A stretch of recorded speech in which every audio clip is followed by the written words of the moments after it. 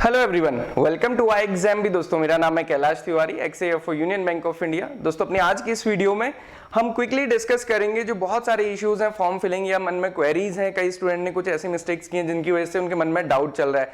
जैसे कि मेरे पास 2-3 स्टूडेंट्स की क्वेरी आई है, मेल भी आए थे कि सर वो जो डिक्लेरेशन लिखना था उन्हें ब्लैक पेन की जगह ब्लू पेन से लिख दिया है, अब क्या होगा। या फिर जो एजुकेशनल क्वालिफिकेशन है उसके साथ जो जॉब का है वो इशू, या फिर जो एजुकेशनल क्वालिफिकेशन में आपका ग्रेजुएशन, जैसे मैंने देखा था कुछ बच्चों का हॉर्टिकल्चर में है तो वो पोस्ट ग्रेजुएशन में भी हॉर्टिकल्चर दिखा रहा है, तो उस कंडीशन में क्या करना है एक बार हम देख लेते हैं क्विकली। आप देख लीजिएगा, आई होप कि उसके बाद आपकी क्वेरीज दूर हो जाएंगी। अगर फिर भी कोई क्वेरी या डाउट आपके मन में रहता है तो आप फिर पूछ सकते हैं। ओके, तो उससे पहले मैं आपको बता दूं कि आप पढ़ाई पे बहुत ज्यादा फोकस करना है। फॉर्म तो जैसा मैंने आपको पहले दिन भी बताया था कि उसको जल्दी से फिल करके खत्म कीजिए और अपना पूरा फोकस पढ़ाई पे लगाइए। हमने आपको टॉपिक वाइज स्टडी प्लान दिया है जिसका लिंक डिस्क्रिप्शन बॉक्स में है, आप वहां से डाउनलोड कर सकते हैं।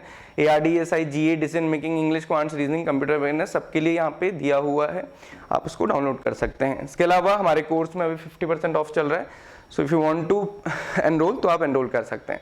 अब आते हैं हम इसमें रजिस्ट्रेशन पे। तो आप देखेंगे ये मेन इंटरफेस है IBPS का नाबार्ड के रजिस्ट्रेशन के लिए। तो ये डेट्स यहाँ पे मेंशन की हैं, 18 जुलाई से स्टार्ट हुआ, 7 अगस्त से जो क्लोजर ऑफ रजिस्ट्रेशन और एडिटिंग है वो 7 अगस्त तक ही हो सकती है।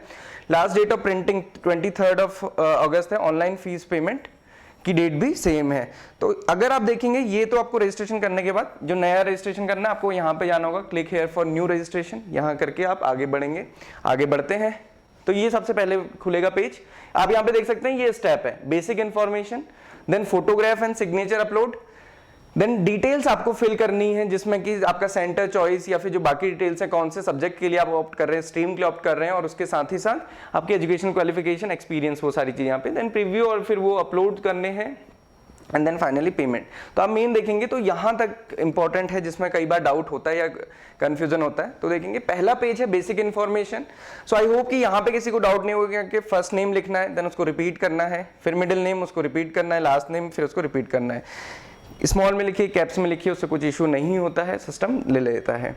देन मोबाइल नंबर यहाँ पे मेंशन करना है, कंफर्म करना है, then alternate mobile number, similarly email ID, और देन इसको सबमिट कर देना। तो इसमें तो किसी को इशू नहीं होगा।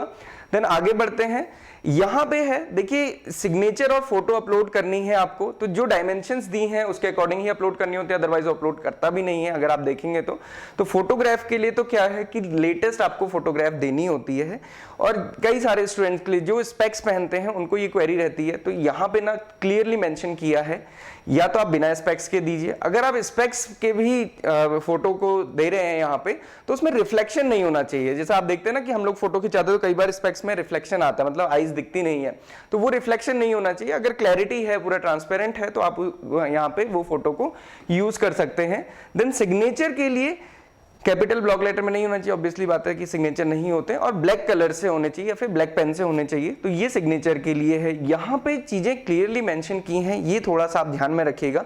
देखिए पिक्सल्स और डायमेंशन तो आपके हो ही जाएंगे, उसमें कोई इशू नहीं है, क्योंकि अगर आपका इमेज का साइज ज्यादा होगा तो अपलोड नहीं करने देगा, आपको मजबूर कर देगा उसको साइज को ठीक करने के लिए।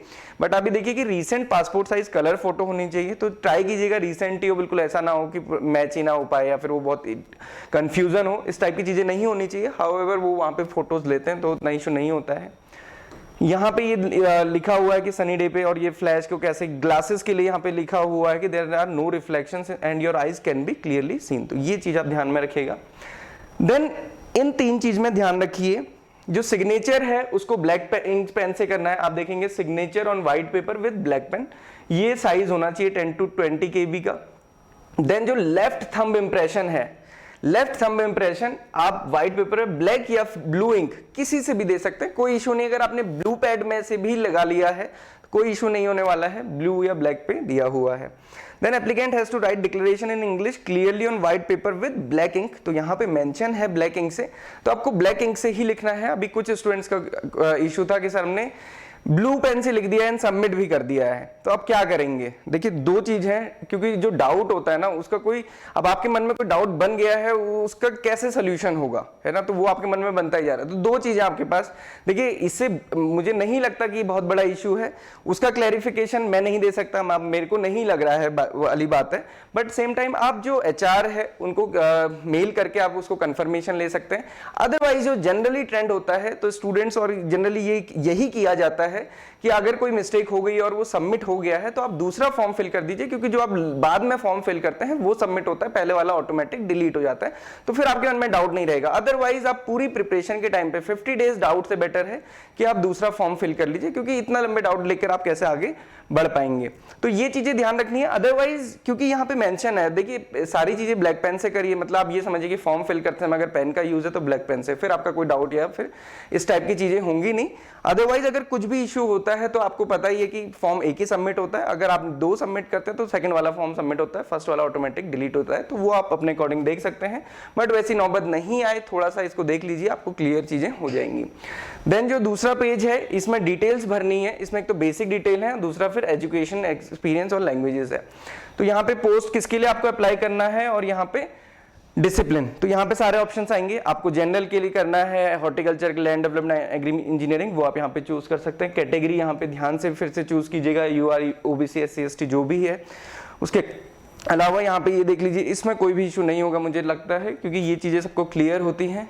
एग्जामिनेशन हॉल वगैरह ये आप अच्छे से चुन लीजिए। जेंडर, यहाँ पे डिटेल्स, पेरेंट्स की डिटेल्स, ये सारी चीजें, अगेन ये डिटेल वाला पार्ट है, इसमें मेरे को भी नहीं लगता कि कोई इशू होगा। अब थोड़ा सा इशू फिर इसमें है क्वालिफिकेशन एजुकेशन में, यहाँ पे ग्रेजुएशन, पोस्ट ग्रेजुएशन और फिर उसके बाद एक्सपीरियंस, ठीक है। अब मैं आपको बताता हूँ कि जनरली होता क्या है, आप जैसे फिल करना है, मान लीजिए कोई स्टूडेंट को अगर एग्रीकल्चर से किसी का ग्रेजुएशन है, आप जनरल में अगर अप्लाई कर रहे हैं, जनरल आपने ऑप्ट किया है और ग्रेजुएशन एग्रीकल्चर, आपका पोस्ट ग्रेजुएशन भी एग्रीकल्चर की किसी भी स्ट्रीम है तो आप एग्रीकल्चर ऑप्ट करेंगे, यहाँ पे ठीक है। क्वेरी शुरू होती है यहां से कि किसी स्टूडेंट का ग्रेजुएशन हॉर्टिकल्चर में है, या मान लीजिए ग्रेजुएशन किसी एक सब्जेक्ट में है, पोस्ट ग्रेजुएशन डिफरेंट सब्जेक्ट में है। तो यहां पे अगर आप ऑप्शन देखेंगे ना, जब आप हॉर्टिकल्चर से अगर फिल करेंगे तो ग्रेजुएशन में आप हॉर्टिकल्चर जैसे ही फिल करेंगे तो पोस्ट ग्रेजुएशन में आपको केवल हॉर्टिकल्चर ऑप्शन दिखाएगा। अब आपके पास दो चीजें हैं, देखिए या तो आप उसको हॉर्टिकल्चर फिल कर दीजिए, बट आपकी तो हॉर्टिकल्चर में डिग्री नहीं है, तो बेटर है कि आप उसको छोड़ दीजिए, क्योंकि जो आपकी एजेंशियल क्वालिफिकेशन है वो ग्रेजुएशन है, और जब भी आप डिपार्टमेंट में जाते हैं आप अपनी एजुकेशन क्वालिफिकेशन अपडेट करा सकते हैं, ऐसा होता है। मैं आपको अपना ही एक्सपीरियंस बता सकता हूं, क्योंकि जब मैंने union Bank of India join किया था तो उस टाइम पे मेरे जो पोस्ट ग्रेजुएशन की डिग्री थी वो फाइनल डिग्री अभी निकली नहीं थी, मतलब एग्जाम हो चुके थे बट फाइनल डिग्री नहीं मिली थी। तो उस टाइम पे मेरे पास दिखाने के लिए डिग्री नहीं थी, तो उन्होंने कहा कि अभी आप फिल मत कीजिए, और क्योंकि अपीयरिंग का तो होता भी नहीं है। और बाद में फिर मैंने उसको अपडेट कराया था अपनी जॉब के दौरान। तो ये चीजें अपडेट हो जाती हैं, क्योंकि एजेंशियल क्वालिफिकेशन पे आपको ध्यान देना है। सब में ही एजेंशियल क्वालिफिकेशन ग्रेजुएशन है, केवल नाबार्ड ग्रेड बी में होता है जहां पे पोस्ट ग्रेजुएशन या फिर वो चाहिए। अगर किसी स्टूडेंट का ऐसा है कि आपका ग्रेजुएशन किसी दूसरे से है, मान लीजिए आपका एग्रीकल्चर से, कॉमर्स से, साइंस से, किसी में भी है, और उसके बाद आपको हॉर्टिकल्चर से फिल करना है, तो आपका पोस्ट ग्रेजुएशन होना चाहिए। तो उस कंडीशन में तो आप यही भरेंगे, तो वहां पे तो इशू है ही नहीं। सिमिलरली हर एक सब्जेक्ट के लिए है ये कि ग्रेजुएशन डिफरेंट में हो सकता है और पर्टिकुलर स्पेसिफिक स्ट्रीम के लिए आपको पोस्ट ग्रेजुएशन चाहिए, तब भी ये कंडीशन अप्लाई रहेगी। तो इसमें ऐसा कुछ भी इशू नहीं है कि कुछ गलत है, तो ये आप देख सकते हैं। इस टाइप से आप इसको डिसाइड करके फिल करेंगे। लैंड डेवलपमेंट में अगर किसी का मान लीजिए आपका एग्रीकल्चर से है या फिर सॉइल साइंस एग्रोनॉमी किससे भी है, तो अगेन यहाँ पे पोस्ट ग्रेजुएशन के लिए दो ऑप्शन दिए, एग्रीकल्चर सॉइल साइंस या फिर एग्रोनॉमी। तो अगर आपका पोस्ट ग्रेजुएशन जो आपकी MSc है वो सॉइल साइंस या फिर एग्रोनॉमी में है, तो आप नीचे वाला ऑप्शन भरिए। अगर किसी दूसरे डिपार्टमेंट में, जैसे मेरा जेनेटिक्स प्लांट ब्रीडिंग है, तो मैं ऊपर वाला ऑप्ट कर सकता हूं। तो इस टाइप से आप इसको फिल कर सकते हैं। अदरवाइज पोस्ट ग्रेजुएशन डिग्री अगर आप नहीं भी शो करते हैं तो उससे कोई इशू नहीं होने वाला है, क्योंकि एसेंशियल क्वालिफिकेशन पे आपको ध्यान देना होता है। बट अगर सारी चीजें सेम है, कुछ भी एम्बिगिटी नहीं है, तो आप शो कीजिए। अगर आपको कुछ भी डाउट लगता है तो आप उसको छोड़ सकते हैं। ओके, तो ये इस टाइप से देखना है, ये पोस्ट ग्रेजुएशन और ग्रेजुएशन का इस टाइप से। देन मैं आपको जस्ट ये दिखा रहा था, कई स्टूडेंट के साथ ये इशू भी है, इससे भी आप दो तीन चीजें समझेंगे। मैंने यहाँ पे भरा ग्रेजुएशन हॉर्टिकल्चर में, पोस्ट ग्रेजुएशन हॉर्टिकल्चर में, डेट ऑफ पासिंग मैंने डाली 5 मई 2016, पोस्ट ग्रेजुएशन की डाली 1 जुलाई 2018। ओके, अब अगर मैं यहाँ पे जॉब एक्सपीरियंस डालता हूँ 1 अप्रैल 2016 से और मेरी डिग्री कब कंप्लीट हुई 5 मई 2016, तो ये कहेगा कि आपकी employer 1 from month should not be less than the education qualification date of passing, मतलब एजुकेशन क्वालिफिकेशन के बाद ही आपका जॉब एक्सपीरियंस काउंट किया जाएगा। अब देखिए, क्योंकि एसेंशियल एजुकेशन क्वालिफिकेशन क्या है, ग्रेजुएशन, तो केवल उसने ग्रेजुएशन के लिए बोल रखा है, उसने इसमें नहीं डाला। अगर इस चीज को मैं यहाँ पे अगर इसको ठीक भरता और अगर ये कोइंसाइड कर रही थी पोस्ट ग्रेजुएशन से तो कोई इशू नहीं था, तो क्योंकि जो एसेंशियल क्वालिफिकेशन है उसी पे इशू आता है। अब क्योंकि कई स्टूडेंट्स का ऐसा होता है कि कोई जॉब कर रहे थे उसके बाद ग्रेजुएशन करना शुरू किया, तो वो दोनों चीज, तो अगेन उस कंडीशन में भी आप ये देख सकते हैं कि आप यहाँ पे या तो इसको इस डेट से मत शो कीजिए, सीधी सी बात है, पोस्ट ग्रेजुएशन के केसेस में भी होता है, नाबार्ड में जनरली होता है कि स्टूडेंट्स ने पोस्ट ग्रेजुएशन किया होता है, तो जो पोस्ट ग्रेजुएशन किया जाता है उसके बाद का एक्सपीरियंस काउंट होता है। जॉब में अक्सर स्टूडेंट्स करते हैं कि जो ओपन यूनिवर्सिटी है वहां से पोस्ट ग्रेजुएशन करते हैं तो उसके बाद का ही एक्सपीरियंस काउंट होता है। नाबार्ड ग्रेड बी में लास्ट ईयर ऐसा ही हुआ था, तो जैसे आपका पोस्ट ग्रेजुएशन जिस दिन कंप्लीट हुआ था उसके बाद से ही एक्सपीरियंस काउंट होता है, उसमें ऐसा कोई इशू नहीं है कि आपकी जॉब पहले स्टार्ट हो गई थी, एक्सपीरियंस बाद से क्यों काउंट हो रहा है, क्योंकि वो चीजें दिख रही हैं सभी को, इसलिए ये इशू नहीं है।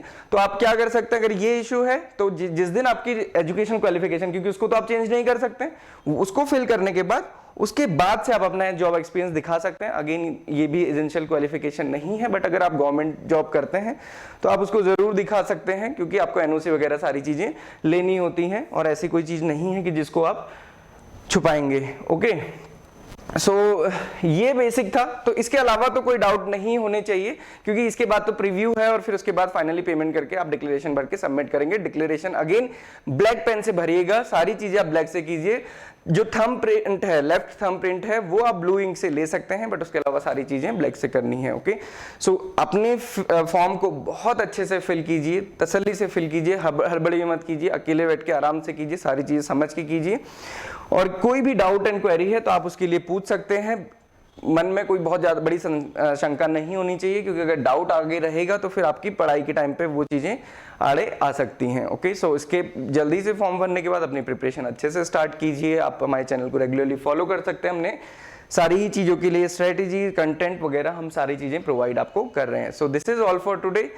आप मॉक टेस्ट अटेम्प्ट कीजिए, प्रीवियस ईयर पेपर अटेम्प्ट कीजिए एंड अपने को रेगुलरली एनालाइज करते रहिए, सो दैट कि आपकी प्रिपरेशन अच्छी हो सके और आपको ये भी पता चल सके कि एक्चुअल में जब हम एग्जाम देते हैं तो उसमें कितना टाइम लगता है, क्योंकि 120 मिनट्स में ही आपको पूरा पेपर करना है। मैंने पहले ही बताया है कि कई बार ऐसा हुआ है कि स्टूडेंट्स क्वांट सीजनिंग के चक्कर में जनरल अवेयरनेस या फिर बाकी सेक्शन छोड़ के आए हैं, तो ऐसा नहीं होना चाहिए। अभी से बहुत अच्छी प्रैक्टिस कीजिए, आपके सभी सफिशिएंट डेज हैं, 45 डेज सफिशिएंट होते हैं अगर आप बहुत अच्छे से और टारगेटेड स्टडी करते हैं। सो thank you everyone for watching this video and have a good day ahead.